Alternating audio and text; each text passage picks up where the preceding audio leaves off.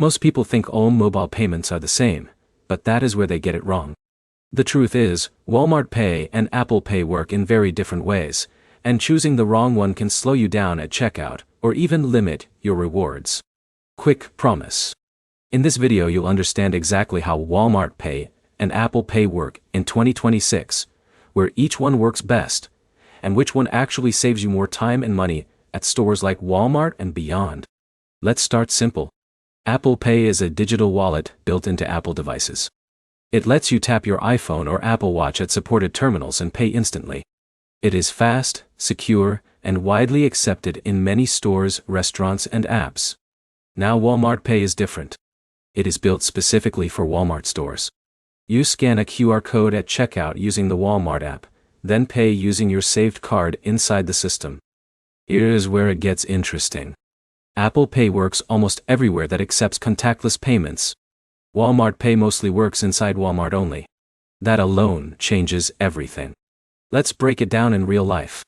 Imagine Jake is shopping at a coffee shop, a pharmacy, and then Walmart.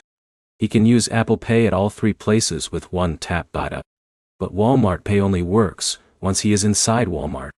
Now here's the problem most people miss. They assume Walmart Pay is faster everywhere. But outside Walmart, it is useless. Apple Pay is more universal. But inside Walmart, things shift slightly. Walmart Pay can sometimes integrate better with store-specific coupons and savings inside the Walmart app. That means if you are focused only on Walmart shopping, it can help you stack discounts more easily.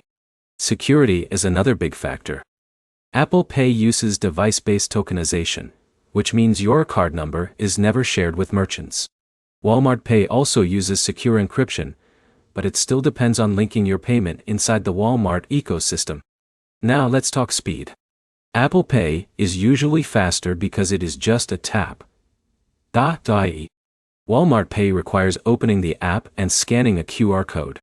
That adds a small extra step. But here is where it gets interesting. If you already use the Walmart app for groceries, pickup orders or deals, Walmart Pay becomes more convenient over time because everything is in one place. So which one is better? It depends on your lifestyle. If you want maximum flexibility, travel, and speed across different stores, Apple Pay wins clearly.